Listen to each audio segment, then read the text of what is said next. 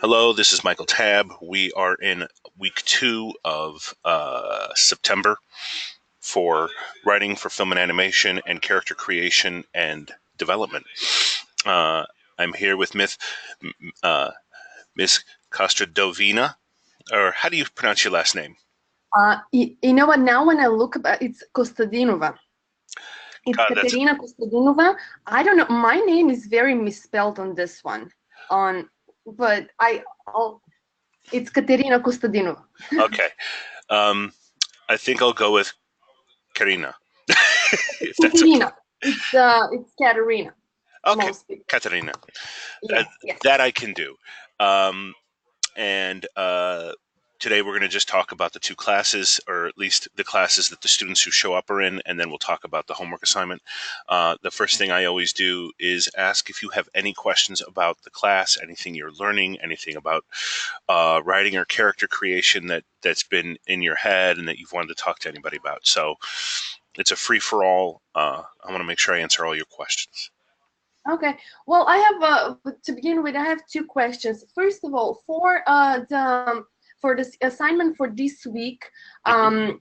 are we supposed to do the character dossier for three premises in three characters? No, There's a only one. the one only No, the one you only picked.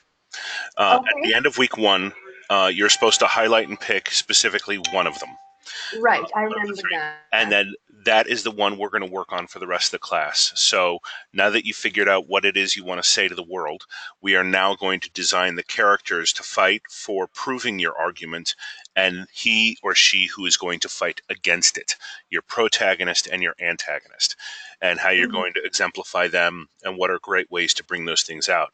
Because as you figure out right away, we discuss the inner journeys and the outer journeys of what the characters are going through so that they learn whatever it is your protagonist learns, so that they understand your premise. Because the whole idea is the protagonist has a character arc because they realize your premise is true.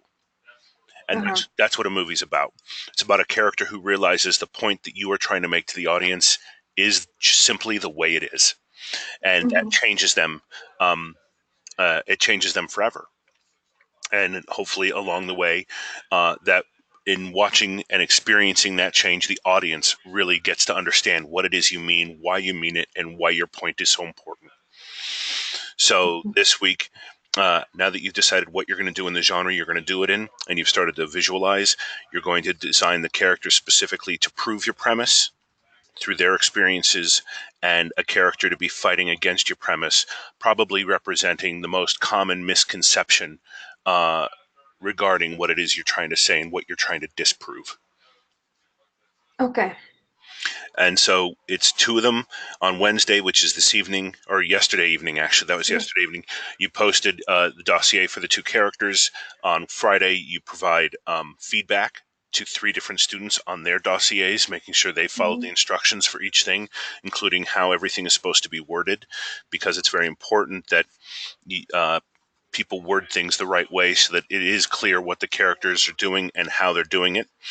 Uh, um, when it comes to inner journey, outer journey, and the antagonist's goal. And then they get to explore the character. The other thing that's really difficult to really master is the technique of screenwriting and what Mhm. is allowed in a screenplay, and what how you introduce a character in a screenplay and how that is formatted. So you only have to do one sentence, but it's the one Yeah. sentence that is so important because it introduce how do you introduce a character of the caliber that you're writing. When you introduce a protagonist, you have to give us an age. You have to all cap the name the very first time it's in there, and then you have to have them doing something that is going to help hint in a dramatic and sizzling way uh, at what their character flaw is, which is, and that character flaw is what's overcome when they realize your premise. And then you have an outer So journey and anyway, go ahead. Yes. I was going to ask if the antagonist as well need a character arc. No, no. Is it advisable for him to come to a realization as well They of some? can, but it's not required. We do not. Mhm. We don't necessarily define an antagonist's inner journey. The only person who has to have a character arc is the protagonist, because that's how we're proving to our audience that the premise is true, because it literally changes somebody's life because they realize it's true. That's the important thing. Yes, an Mhm. antagonist can change in the end, but you want to make sure that their change happens after the climax or in the wake of the final confrontation between the protagonist and the antagonist, so that they've had the good fight about it and we've proven your point before they change their mind, if that makes sense. Yeah. Mhm. So mainly it's about the protagonist. The protagonist has a character arc, which means they have to also have an outer journey, which is the physical goal. And then the antagonist is the one who is trying to do something that makes the protagonist's outer journey impossible to achieve. So either the antagonist or the protagonist can win in the end of the movie, not both. Mhm. So they have to conflict with each other, but it's also important that their victories are not dependent upon each other. And what I mean by that is you don't want a character to be designed to be reactive. You want proactive characters trying to go after something exceedingly specific that they want, regardless of any other character in the movie. So if the protagonist is after a girl, the antagonist can be after the same girl. He's not just trying to stop the protagonist from getting the girl. He's trying to get her for himself. What does he want? What is he going after? It has nothing to do with the protagonist. And the same thing with the Mhm. protagonist. What the protagonist wants has nothing to do with the antagonist. The protagonist has their own goal, something they're trying to accomplish. And it just so happens that the two of them are in a situation that puts them at odds with each other. Okay. They're not One is not designed to stop the other, because then it looks like you're just forcing conflict. Why does this guy want to stop that guy? It's not about stopping that anybody. Whenever you design a character to stop another character, you've done something wrong, which is you've turned a character into a totally reactive being, which means they can't be proactive in their journey because all they're doing is reacting to something somebody else is doing, which means Uh-huh. they're boring. You want a character who is proactive and going after something and trying to accomplish it. And two characters and or more can come to a head because though their goals can conflict. It's just not about taking somebody else down. It's about getting what you want. Because that's the way Can real people are. Real people go after what they want. can the protagonist and the antagonist want the same thing but Yeah, a little differently? of course. For They can each want the Okay. same girl. They can each want to win the game, win the championship. They can each want to get the promotion. They can absolutely just want the same thing the other person wants. So it's not dependent on wanting the other person to fail. It's actually they want to succeed. That's what their goal is. That's what the outer journey is wanting to win or succeed in what it is they're trying to do, even no matter who's going against them, whether it be an antagonist, a reflection character. Even the mentor could be trying to go after it, Mhm. you know? Okay. I was wondering because my idea was actually from the previous course. We were supposed to write a flash fiction, and Mm-hmm. so I decided to go with the same idea for the screenwriting as well. It is a science fiction idea Mm-hmm. genre, and I was wondering whether I can make a totally different world. But I'm afraid to complicate things and get lost. For example, I want to set the time of the story is in the future so far away that things that apply to us today, they don't apply. For example, people live way longer. You Mm-hmm. know, medicine is working way better. So these things that we have as problems today, they're already resolved then. But That's then interesting. Why wouldn't we do that? That's we have great. different problems, you know.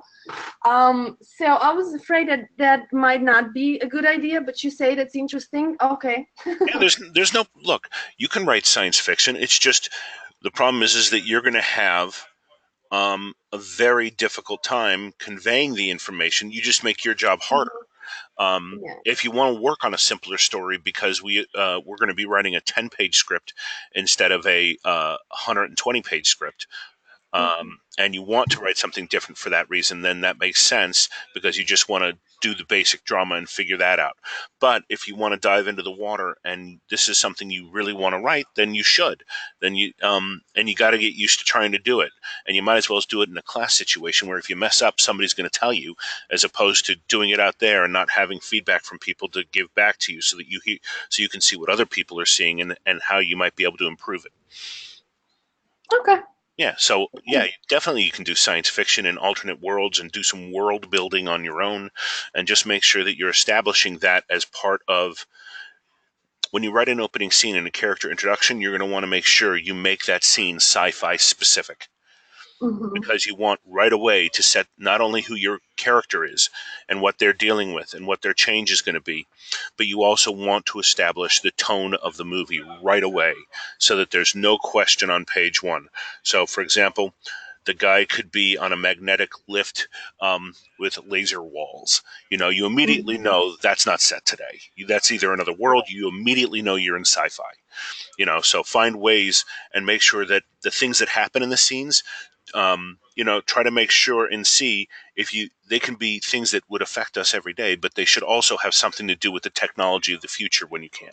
The major plot points and the major changes that happen should all be about technology and the future and what's happening to the human race in the future. Make sure that you really make each story beat fit the genre, Okay. which is what you're doing this week in writing for film and animation. Another okay. Another thing, real quick before I forget, do you have any tips about the McGraw-Hill education platform? We had some troubles with it last month. We were a little, well, my class, a little behind because there was problems with connecting, signing in, you name it. Yeah, And I understand. I heard about that, and supposedly they're working on it, but it's not just your class. So they're working on fixing that platform. Just if you have a picture of have you been able to log into it yet at yeah, all? yes, I did 10% of Okay, it as I was supposed to great. last month, last week of last month, and now we need to do 5% more or 10, 10% more ten more on percent. Sunday. So just get it Ten so it more says percent, 20. 10% more on Sunday. Yeah, Okay. I have probably made a mistake at the beginning of this week. We spoke yesterday via email. I had probably not click completed the completed button. that's So very that's important to it. do. You got to do that. So I kind of freaked out because the wording on your email said, last sentence said, "I'm looking forward to see you back in the program," and my mind went to, so I'm not in the program right now. Well, you are in the Um, program. You did not click complete on the professionalism, which is how you accept the responsibility for the GPS and professionalism information that was stated in that assignment. So because you didn't accept that information, usually that makes me assume when somebody isn't doing that, which is a precursor to even starting the regular lessons, and you haven't done that by Wednesday, that usually means that you're not taking the class. That means that you've got something distracting you, and you're probably going to come back at another time because there's so much in my class, at least, that you don't want to start late. You really kind of need to hit the ground running in my class and be involved from the beginning and not miss the deadlines. Because there is a lot of information on the subjects. The two subjects I teach in this program are incredibly dense and information-filled subjects, and I have a lot to show everybody, and I have 4 weeks to teach you how to master it. That's yes. not much time. Come on, master character in 4 weeks. Oh, okay. Uh, I I was surprised too when I first started with this with Full Sail. Pretty much what was I was told is like whatever people learn in 2.5 years, you're gonna learn in 12 months here. I'm like, okay, so it's very dense for sure. Yes. Have you had a chance to look into the work from last week? I am working on it now. I have more than one class. I have graded all of because I have multiple classes, okay? And Right. so some classes have work where week one really has a big impact on week two in a way that they can't move forward. So I had to do writing for film and animation first and their class and grade all their papers because without the proper foundation, they can't outline a movie. So I did theirs first, and yours I'm working on now. Okay. So I was just wondering, what do you think as an overall grade for the entire class? What do you mean? What do I think for an overall Like, grade? do you think there's some? Just earlier, I was thinking, do professors ever like look at a student work and be like, "Whoa, that's really good"? Yeah, of course. Do you have moments like Of that? course, yeah, of course I do. I give A pluses. Uh, I don't give them to everybody. Um, Right. you know, I give A's to the people who I think do really excellent work. I give B's to people who are, they're above average and they're doing decent, basic mastery level stuff, not exceeding expectations, not follow. Maybe they've missed an instruction or two, Mhm. and they don't quite. They have a couple things they got to get, or they have some English errors in there, and which we shouldn't be making in an MFA program. Uh, and then C is for you know you're not quite getting it, and there are too many errors, and we need to think about it. And anything below that, it's you didn't do all the work you were supposed to, Wow. Yeah. like, Mm. and you didn't do the assignment as laid out for you. So yeah, yeah, I give every grade in the book. Mm. Somebody misses and doesn't follow the instructions, I'm going to count it. Somebody like there's specific wording for each of these characters. When somebody doesn't use the proper wording for the protagonist's inner journey, the outer journey, and the Mhm. antagonist goal, they're not going to get an A because I Mm. specifically state in the lesson and in the thing that that is extremely important and things have to be worded right. If they make mistakes on what is really important this week for the dossier, also is the uh, writing your own character introduction in screenplay format. If they're not doing that, Yeah. some people don't even fill it in. When they don't, instant 72 maximum. It's a question that's on there. It's at the top of each character's dossier. Write their character introduction in a screenplay. If they skip that question and they don't answer it, or they don't answer any question in there, they get immediately the grade. The best grade they can get is a 72 because the work is incomplete. Yes, there's no point if you don't That's right. answer those questions. That's right. That's right, and that's the best grade you can get if you don't answer the questions and or leave them out. You cut them. Like some students will try to actually cut the questions so they think I won't notice when they miss a question. Oh. It's like, I'm sorry, but I'm a very detail oriented person, and I'm going to Mhm. notice if you cut a question because I want to make sure you figured out the characters. I may not comment on everything because I think there are certain things that don't need my comments. It's you're figuring Mhm. out. It's like it's important that you write a lot of character history, that you figure out who the character is and why they're the way they are, and why they need to change by the end of the movie as a protagonist, or why they are the antagonist and why they so strongly believe what they believe. That kind of character history stuff is really important, but I'm not going to sit there and tell you, what history it has to be. I'm going to make sure you do it. Whereas with something like the inner journey, the outer journey, the premise, the antagonist goal, and writing a character introduction in screenplay format, that's the stuff I'm going to write detailed feedback on for every student if I think there's a problem. I had a little trouble with the time tense as far as the introduction. Uh, you see, you had mentioned that it needs to be Active in an present tense. active present, Yes. and avoid ing or ed, Yes. and Is, It are, was a has. little challenging because I wanted to grasp the moment, but she was doing it at the moment, Well, let's and talk I about it. wanted. What's the sentence you have? Okay, let me go in real quick. Yeah. Yeah, let's Here we talk go. about it because this is actually really important, and every student in every one of my classes needs to understand this because this is one of the major differences. While you're looking this up, this is one of the major differences between writing a script and writing a book. Nine, 9/10 of books and magazine articles and the things people are most common to read are written in passive or past tense. But a script is very, very different. A script is written in active present tense because what is happening right now on that big screen in front of you, whether it's a small screen in a television or a big screen in a movie theater. What's supposed to be happening is you're selling the action in the moment. Like this is happening right now. This person does this. And then that guy dives out from behind the TV and draws his gun on the enemy. It has to be happening now. You can't say he is hiding, he is diving, he is rolling out. It doesn't sound as good as he dives out and rolls in onto the floor, firing his Mhm. pistol.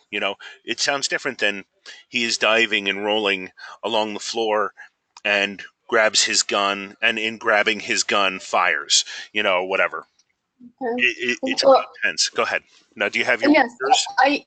I understand that. I was worried that the whole sentence after I put, I'm gonna read it to you. So here it is. I had put a just regular age because I wasn't sure if I want to go that sci-fi. But so Barona 42, tall with straight thick gray hair, with silk purple gown, walks fast through white marble corridor, flips hologram documents with her long nails that hover next to her. Well, first of all, you want to move that hover next to her, next to Yeah. holograms, because otherwise her nails are hovering next to her. Can you The way repeat you wrote that it. kind of? You said she's swiping images aside Uh-huh. with her long Hologram. nails hovering next to her. That hovers next to her. No, the holograms are hovering next to her. You see, Right. yeah. First, hovering is passive tense. Two, the hovering is describing her nails because you put it after the nails. Right, The hovering right, needs to be next to hologram. right, right. Thank you. Okay. Yes. That's the English problem. That's the English, and hovering is passive tense. You would say which hovers next to her. What that You say hover? Did I say hovering? I have it hover. okay, hovers. Okay. But Um, still, it's in the wrong place. I can see okay. The now. other thing is what's her character flaw? What's her character arc? Well, the character flaw. Well, what she's like, she's very committed to No, no, her no. Just mission. read the inner journey. The character flaws in the inner Okay, journey. let me What find does it. the inner journey say? You don't have to think about it. The inner journey is from skeptic to faithful. All right. You're not showing that she's skeptical. If this is the protagonist Mhm. introduction, you need to show that she's skeptical. That's her In the action. That's what you have to show right away. Okay, that she's skeptical in the first. Okay. That's her first action. She's showing you her flaw, what needs to change. Because she's Mm-hmm. going from a skeptic to an optimist, right? I put in faithful. Faithful, that's not the opposite of skeptic. It has to be No. opposites. No.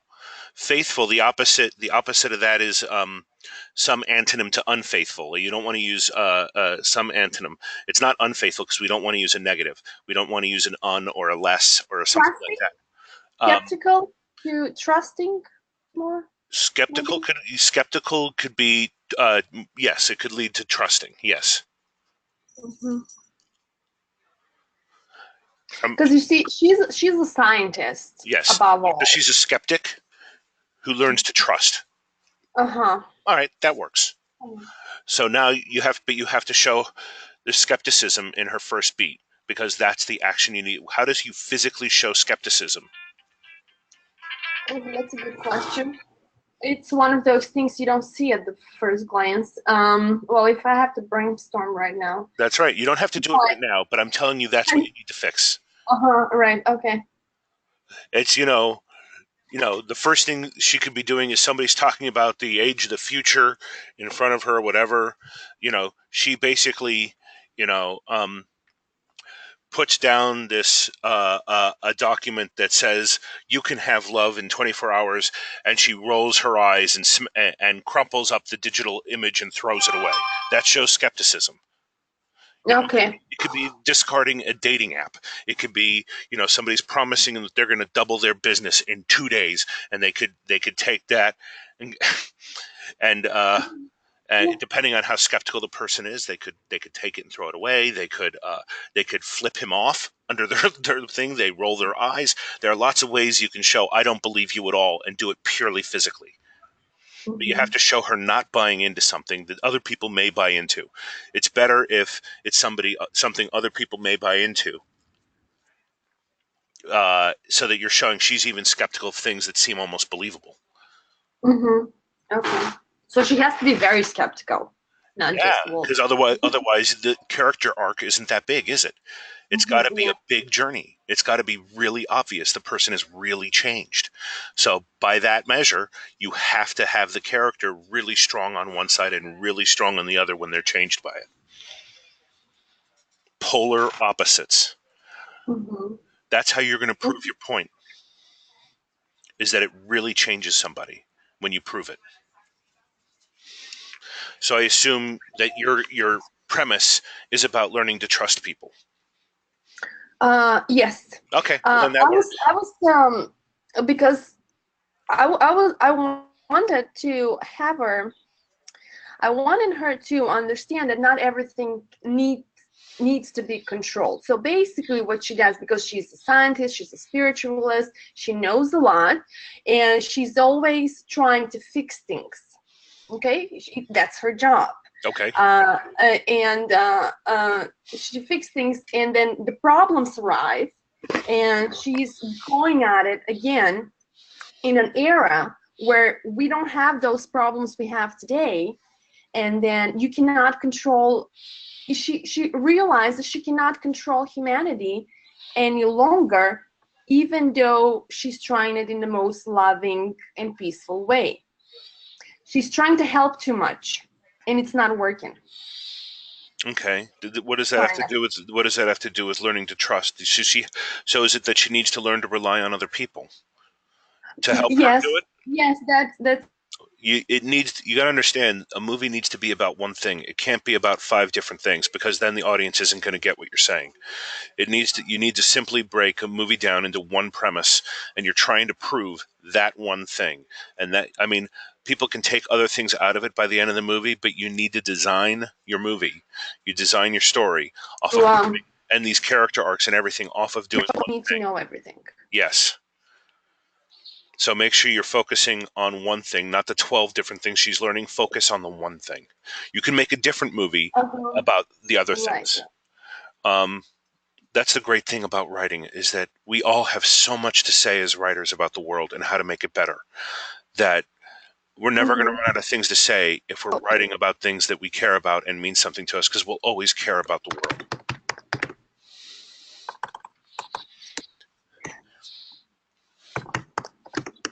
I kind of lost you for a second, but I think I got what you said, that I can't work on five different things in one. In one movie. Uh, yes. I have another question about the 10-page script. Are we going to only include the protagonist and the antagonist in those 10 pages, or we can add another character? Yes, there will be this week. Okay, you are not in writing for film and animation. No. You are in character creation and development. So Right. this week you're working on the two main characters, which are protagonist and antagonist. Next week, in week 3, you're going to be working on the three major supporting characters, which include the Mm-hmm. love interest, the Okay. mentor, and the ally, or what Michael Haig calls the reflection character, the protagonist's Mm-hmm. reflection character. Um, and you'll be working on those three characters as well. And those are the five major characters people usually use on a consistent basis to prove their theory in a motion picture or television show. Okay. Uh, Do all of these characters need to have an inner outer journey? Well, no, they have to have some, no, no? No, they all have different things that they're designed to do. Only the protagonist has an inner and outer journey. That's it. The Mm-hmm. antagonist has a goal that happens to compete with the protagonist's outer journey. The other characters also, they every character is designed to affect the protagonist's inner and outer journey, because that's where your premise is being proven. So when you get to the love interest's job is to promote the inner journey. It's to inspire the inner journey, to help them Okay. change, to let them see how to make them change. So while you have a character defying them on the outer journey, like the antagonist, you also have characters supporting the inner and outer journey of the protagonist. The inner journey is supported by the love interest. The mentor is the character who is teaching or showing the protagonist how to achieve their outer journey, which shows them how to stand up to the antagonist.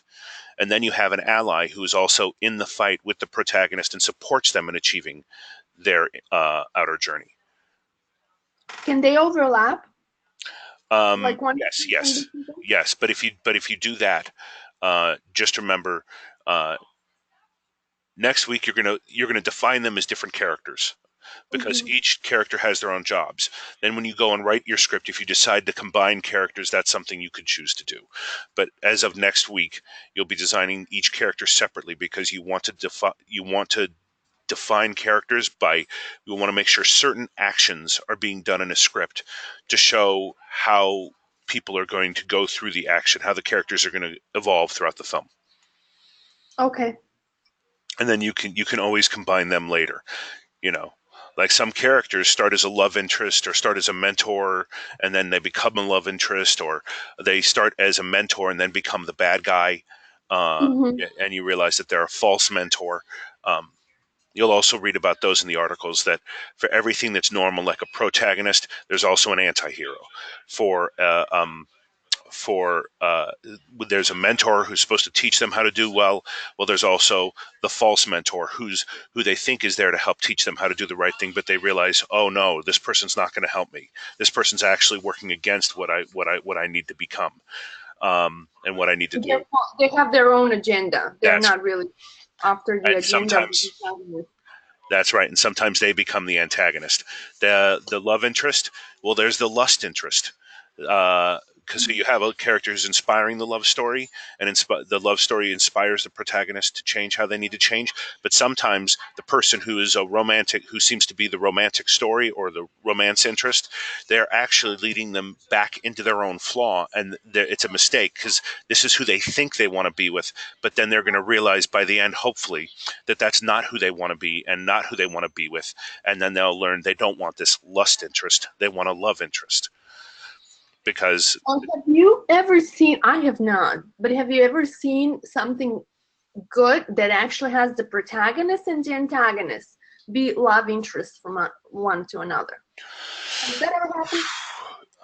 yeah, Mhm. I was yeah, because some like, I don't know if it's a great movie, but Cruel Intentions, I believe, not Cruel Intentions, it's Cruel Intolerable Cruelty or something like that. It's the Coen brothers did. It's with what's his name, George Clooney, and Mhm. Michael Douglas's wife, Catherine Zeta-Jones, Oh. and it's a courtroom story, and they are at odds in a court case, but they're also lovers. Mm. They're becoming lovers, and they fall, and I think so. I've only seen it once, and it was a long time ago, before I knew as much as I know now. So, but I think that that's a good example of that. That sometimes you can have somebody who is your antagonist, but also you're absolutely crazy about them. Uh-huh. Uh-huh. But a lot of times they don't do that. A lot of times they find somebody else, and you create a love triangle. And the third aspect of the triangle is your antagonist, the other person trying to win the heart of the person pursuing. Okay. So, specifically to me and what I'm trying to accomplish in these couple weeks, um, what do you think it's a better idea? Really start with the premise and then develop the character Hmm. afterwards, or I have a few ideas of the character. I have a very I really believe in my premise. Mhm. If I That's change the that's the most idea of important thing to me. That's the most important thing, because no matter how much you have to rewrite it, you're gonna if your story ever gets picked up by anybody important, they're going to want you to change things, and they're going to want you to change a lot of things probably. And when they do, what you're going to be able to hold on to is the premise, and you're going to be able to make changes as long as you can keep that in mind. Something that really means the world to you, you'll be able to write toward that because you'll have a lot of opinions about how to solve it when they ask you to change things, and you'll just look for different ways in the way that they want it, but different ways to prove what it is you're trying to prove. So you're both getting something out of the changes. so based okay, and the protagonist inner journey Hmm. needs to prove my premise. Absolutely. That's why the the, the premise is probably about how you need to trust or something Actually, like. the premise is that time. This is what I wrote. Uh-huh. Time is the lens through which we see that truth is relative. What was true 100 years ago, what we were expected That's and too long. known 100 That's too years long. ago, It needs to be simple. more simpler than that. It needs to be simple. Say it again. Time is the lens through which we see that truth is relative. Okay, so you're saying the truth is Plural. relative based on time. It, it's only through time we can understand that things do change, and really, what is truth at the end of it? Yeah, a lot of people think that time really it doesn't tell the truth. It tells whose story won, whose Mm, version of history won. It doesn't tell the truth. It tells but it's an interesting thought. So it's about the truth. So it's about time and the truth. So mm-hmm. what your character needs to do is your character actually then, if that's your premise, your character needs to believe something and time proves it wrong, and he needs to become um, more. Mm, he has to become more willing to see things the more he learns. So it Mm-hmm. sounds like the actual journey isn't about finding truth. It sounds like the inner journey is about how a person changes in accepting things. So they could be Yes. rigid and then become accepting. That sounds like it's your inner journey, um, having a rigid belief and then accepting alternate beliefs and accepting alternate truths. So it sounds like the inner journey is incorrect for the story you're talking about, because really what your story is about, it's about time's effect on truth and how we view things. So Mhm. it has to be the character learning over time. That has to be the arc. Okay. Sure. You have any other questions? I no, no, thank you so much. Of course. I do want to. I have discussed at great length the assignment for the dossier that is due this week for character creation and development based on the wonderful questions from our student in that class regarding running for film and animation. For none of the students showed up from that class to this meeting. I will go over a couple quick things. Week 2 is about creating 3-act structure. Watch the 3-act structure video I created. And read the words that are on the screen as I'm talking, so they're hitting the major points of that. Um, and you only need stage 1 and stage 6, and those are the establishing beats. This is establishes why the journey has to happen at the beginning. The first stage 1 and stage 6 establishes what life is like after the journey and how they've changed and how that arc has come to be.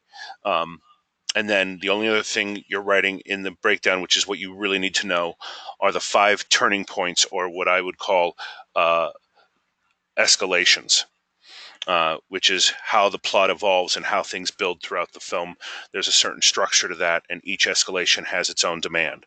The first one is that something happens that's going to make the protagonist make a very, very tough decision, which is the second escalation, and that decision is going to change their life forever because they do something that's irrevocable.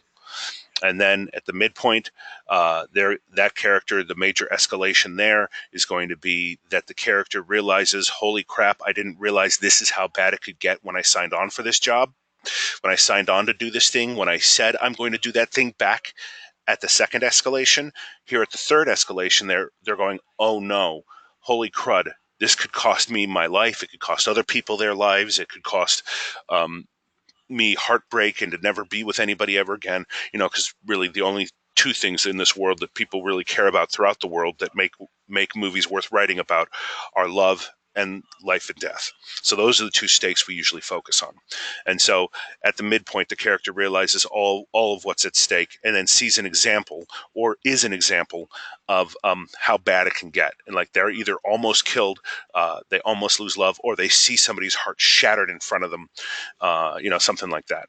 And then at turning point 4, or what I call the escalation 4, is the worst of all things imaginable happens. So that's usually in a love story. That's where the breakup is. That's the end of the second act. For a big action movie, a major character dies usually, or somebody is kidnapped, and they have a ticking clock. The plan has gone into effect, or whatever. And then that leads to, of course, at the wake of all the worst things that could possibly happen, and the protagonist thinks that they've lost, or the central character thinks that they have lost everything.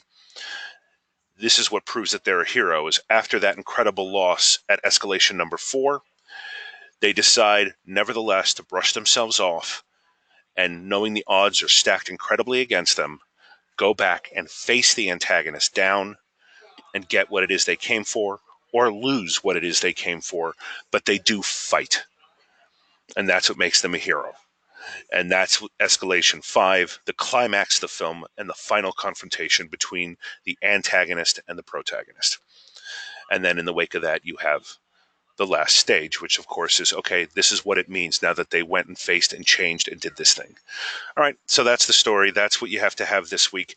And then, of course, don't forget that you also have to attach the entire foundation that you did last week to this one, with everything fixed in the foundation that you turned in last week from my notes. I gave everybody their notes early this week in the first half of the week, so you all have your notes on how to fix your protagonists, all your supporting characters, your log lines, your genre lists, the genre, everything. I gave you all those notes. You have no excuse not to have those fixed and done. So you're making sure the new ones, the fixes that you had to make, that those are what applies specifically to the 3-act structure that you are drawing on now. All right, that's everything. Any last questions? No, Professor, thank you. I Uh, think I need to I believe that for my assignment, I think I'm going to make it a little simpler. Okay, just make sure you take space where you need to. Like, for example, with the character histories, really get into why they are the way that they are, and why they're going after what they're going after, and make that clear. Make history be clear about why they are the way that they are. That's Okay. really important. And then the assignment that says how to do certain things, there's a lesson on that. Make sure you really read closely on how to word a screenplay character introduction the first time they're introduced, and really make sure you nail how to write inner journey, outer journey, antagonist, goal, and get that premise locked down. I look forward to seeing your work, and thank Thank you all for listening. thank you, Professor. Have a good day. You too.